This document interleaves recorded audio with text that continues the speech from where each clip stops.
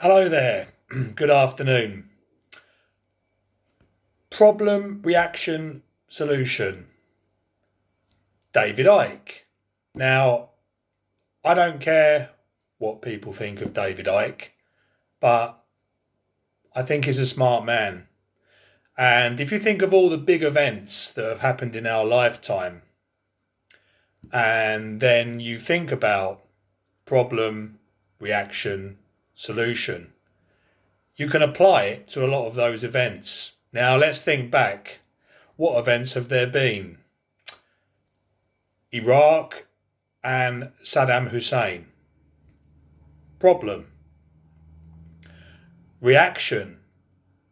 Demonize that person as much as possible to get people worried and scared. Reaction. Solution. Well, people are so scared of him now at this stage that there's only one thing left to do. Let's go to war and kill thousands of people in the process. Now, after that war, I think a majority of the British population and a lot of people around the world now know why we really went to war, and it was all based on lies. I've already mentioned that in an earlier video. And it wasn't just because of the oil. It was so that they could stamp their authority, the Western world authority, in a country that supposedly had evil plans. Let's think of another event. 9/11. Terrorism. Bin Laden. There's the problem. There always has to be a face to the problem. Bin Laden. The reaction of the people. Well, let's scare the people. And in the meantime, because the people are so scared about this potential terrorist threat, that also gave them the so-called, I'm sorry I'm doing this, right to put cameras everywhere.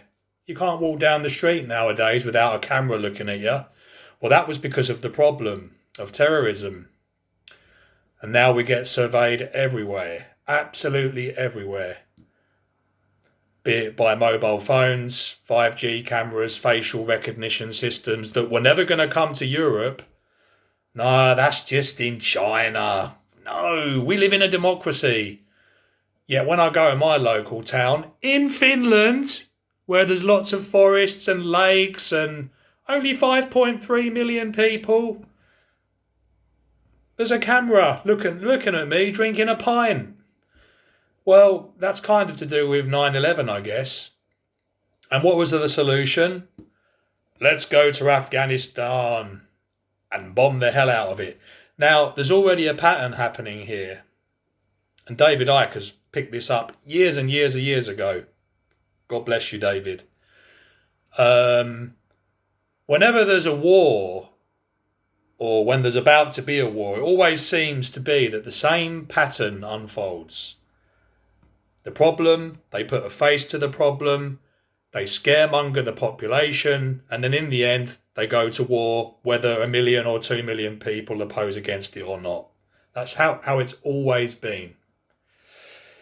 And we're seeing it now, aren't we, with Vladimir? Yeah. So, what was the next thing? COVID. Okay, let's demonize COVID. There's the problem. Let's talk about it in the news every day for 2 years. Get people scared. There's the reaction. And the solution, if you don't get jabs, if you don't do this, if you don't do that. Now, you have got a freedom of choice because we live in a Western democracy. But if you don't do A, B, C, it's going to be very difficult for you to get work. But we live in a democracy. Or do we? So, problem, reaction, solution. David Icke mentioned that years and years ago. And now all we've heard in the news is Vladimir. It's wherever the spotlight is that the media want to show the people. Wherever that spotlight is, people will focus on that one issue. They won't remember that every single year for the past 100 years there's always been a war going on somewhere in the world, especially in the Middle East, especially in Africa, and they've been exposed and, taken advantage of and everything else. And it's a bit like this war in the Ukraine. I mean, it all started about 8 years ago, didn't it? In 2014. The war's been going on ever since then. Oh, but the spotlight wasn't on it now. No. It wasn't on it then, back then. And so people didn't really worry about it. But as soon as Vladimir then went to the Ukraine, the spotlight had to be on it, didn't it? And now that's what people just talk about now, unfortunately, and the only thing they talk about. So basically, this economic disaster that we're going through, petrol prices through the roof, food prices, gas, electric, it's all Vladimir's fault. It's not what happened during COVID. That's not the reason for it. And the government's decisions to assist companies to go bankrupt, like in the hospitality sector. No, forget about that. Everything's Vladimir's fault. Shame on you, Vladimir. Everything's your fault.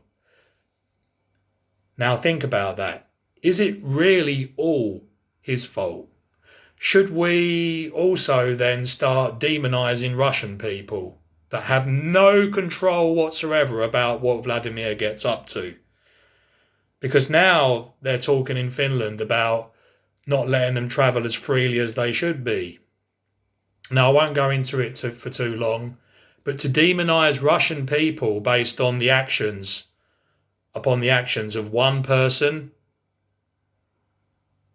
it's insane. It's inhumane.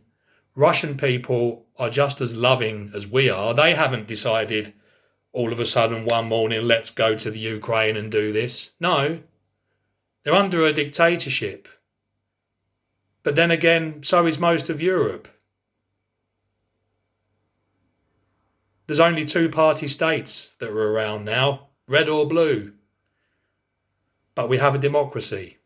So just think about those things. Anyway, I'm done. Thanks for listening. Have a lovely weekend. And take care of yourselves and each other. Bye.